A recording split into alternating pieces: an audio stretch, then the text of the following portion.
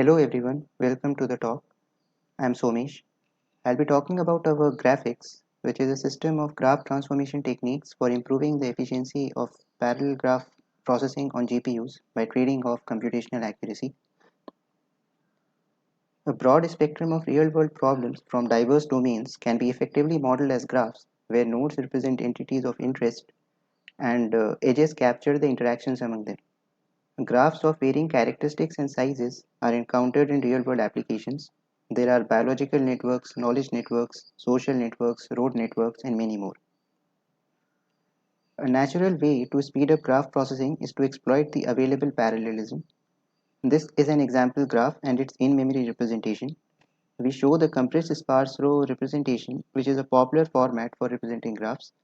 Here, the SRC array is sorted by vertex ID and stores each node's starting offset into the destination array. The destination array stores the neighbors of the vertices contiguously.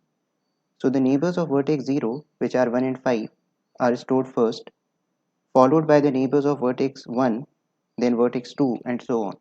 The distance array stores the node attributes. On the right is the pseudocode for single source shortest path computation. It is an example of a typical implementation of parallel graph algorithm on GPU.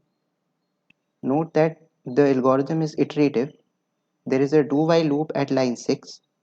There is a worklist WL for maintaining the active nodes to be processed in every iteration. The nodes in the worklist are processed in parallel and the distances of their nodes are updated.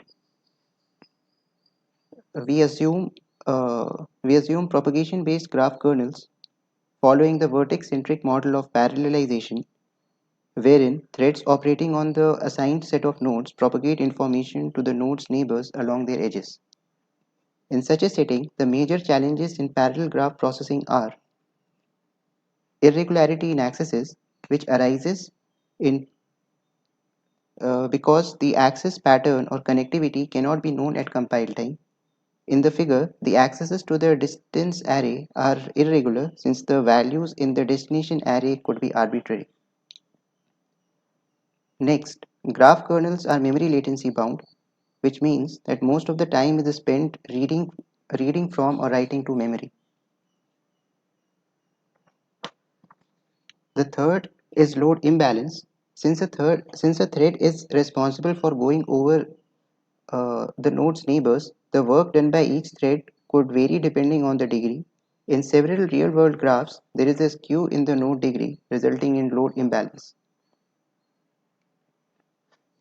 While several graph algorithms have been successfully parallelized on multi-core CPUs, on GPUs, and distributed systems, scaling graph processing continues to be challenging, especially if the size of the graph is large or the underlying processing is expensive. With graphics, we seek to address the scalability issues by combining parallelization and approximate computing. We go beyond the exact solutions and improve performance of graph analytics on GPU in exchange for small inaccuracies in the final result. On the GPU, three major aspects affect performance: memory coalescing, memory latency, and thread divergence. Graphics improves memory coalescing by bringing together in memory the nodes that are likely to be accessed in tandem to reduce the number of global memory transactions. This is accomplished by renumbering the graph vertices and replicating a select few. Next, the technique for reducing memory latency processes well-connected subgraphs iteratively inside shared memory, which is a low-latency software-managed cache.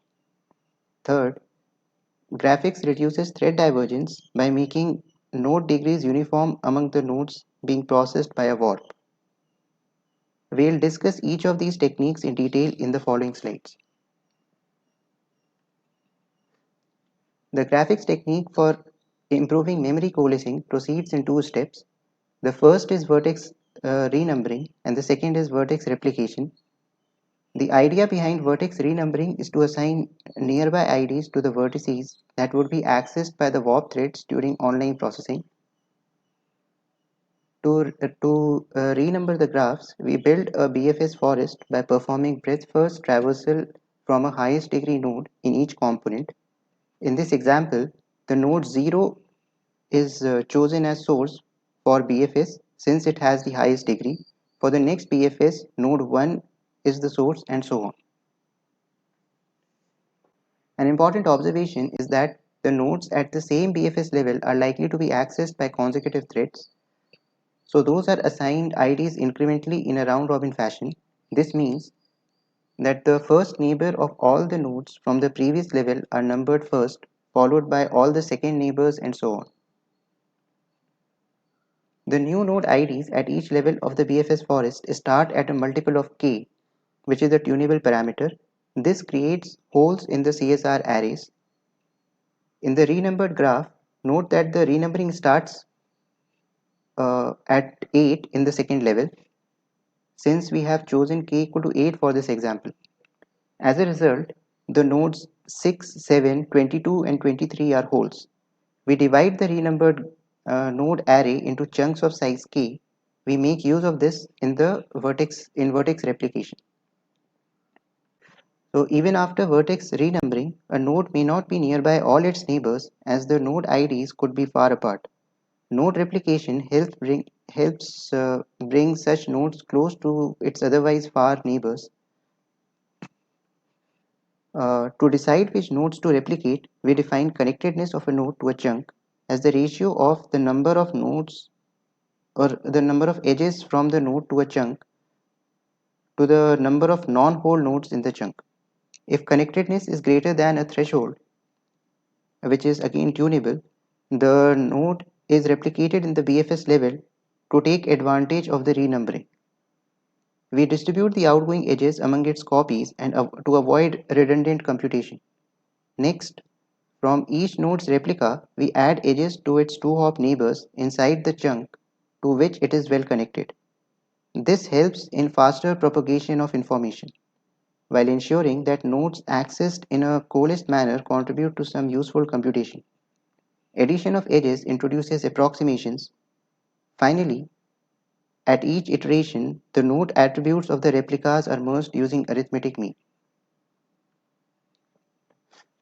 The figure here shows the modified graph. The connectedness of node 0 to the chunk 16 to 23 is 0.67, which is higher than the threshold, say 0.5. So node 0 is replicated in chunk 0 to 7. Its replica is assigned ID 6, which was previously a hole. The edges 6 to 17 and 6 to 19 are newly added. The original edges of node 0 are distributed between 0 and 6. We next discuss graphics technique for reducing memory latency. We use the idea of clustering coefficient in this technique. A clustering coefficient measures the tendency of vertices to occur in clusters. The local clustering coefficient of a node is defined as the number of pairs of the node's neighbors that are neighbors over the number of pairs of nodes neighbors. For example, in the figure, the LCC of F is 1 over 3. Now nodes with high local clustering coefficient, that is greater than the threshold, say 0.9, and their neighbors are part of well-connected subgraphs and are more frequently processed in iterative processing. We propose to iteratively process such subgraphs in shared memory, which has low latency. In real-world graphs, few nodes have high uh, local clustering coefficient. Thus, to reduce the latency, we boost the LCC of nodes by adding edges. We now discuss the third graphics technique. It targets reducing thread divergence. The key idea is to make node degrees nearly uniform within a warp. We start by performing bucket sort by node degrees such that the nodes with similar degrees fall into the same bucket. We assign warps to buckets in the order of their position. Among warp nodes, we define degree sim as the normalized difference of a node's degree with the warp's max degree.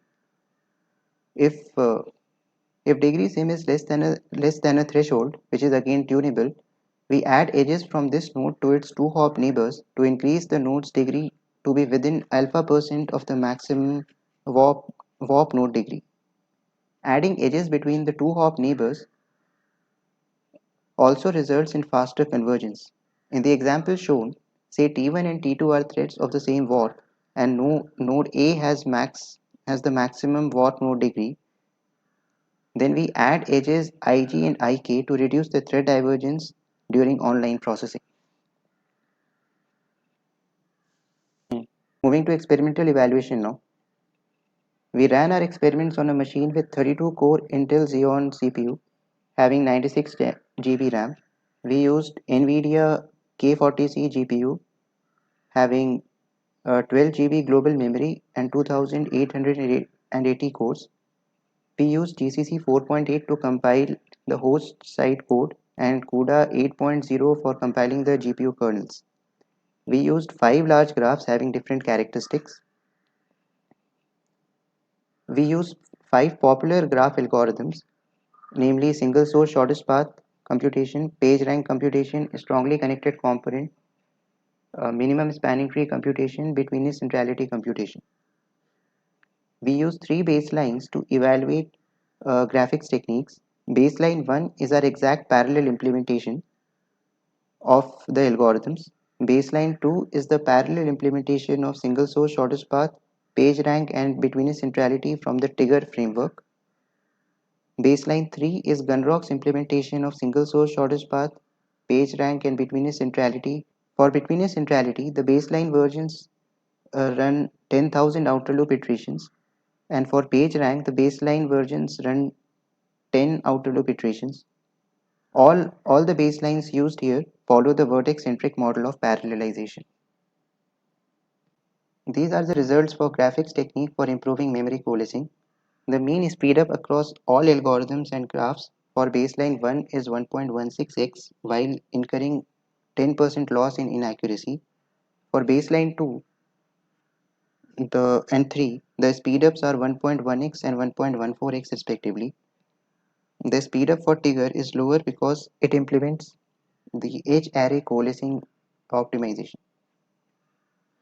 The plot shows the effect of varying the connectedness for SSSP on Twitter graph.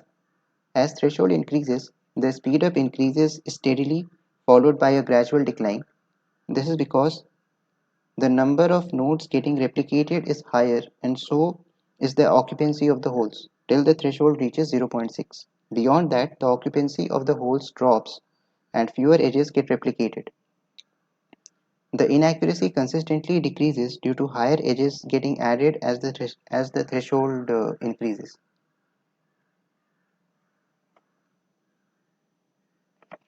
These are the results for graphics technique for reducing memory latency. The mean speedup is close to 1.2x for each of the baselines and the inaccuracy is in the ballpark of 12%. The plot shows the effect of varying the local clustering coefficient threshold. There is a consistent increase in speedup with increase in threshold since higher threshold leads to well-connected subgraphs being processed in shared memory. The inaccuracy first increases as with higher threshold, the clustering coefficient of more nodes could be increased by adding edges. The inaccuracy reduces after the threshold reaches 0.8 because fewer edges get added. These are the results for graphics technique for reducing thread divergence.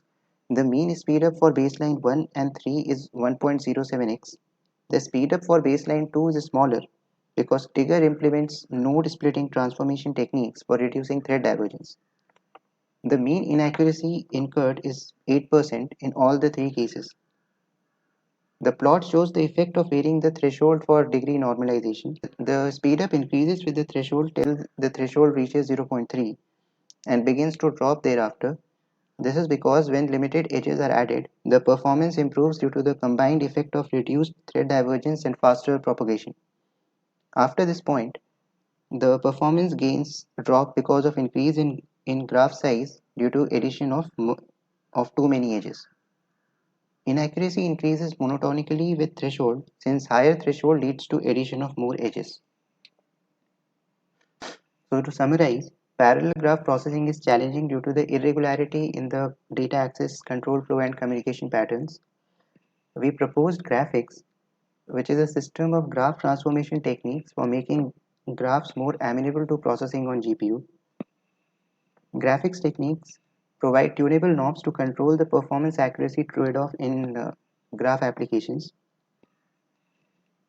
The techniques that we present in this paper are generally applicable to a large class of graph algorithms and input graphs of varying characteristics. And finally, we believe that approximate computing combined with parallelization promises to make heavyweight graph computation practical as well as scalable. Thank you. And I'm also looking for postdoc opportunities. Please contact me if there are openings in your group.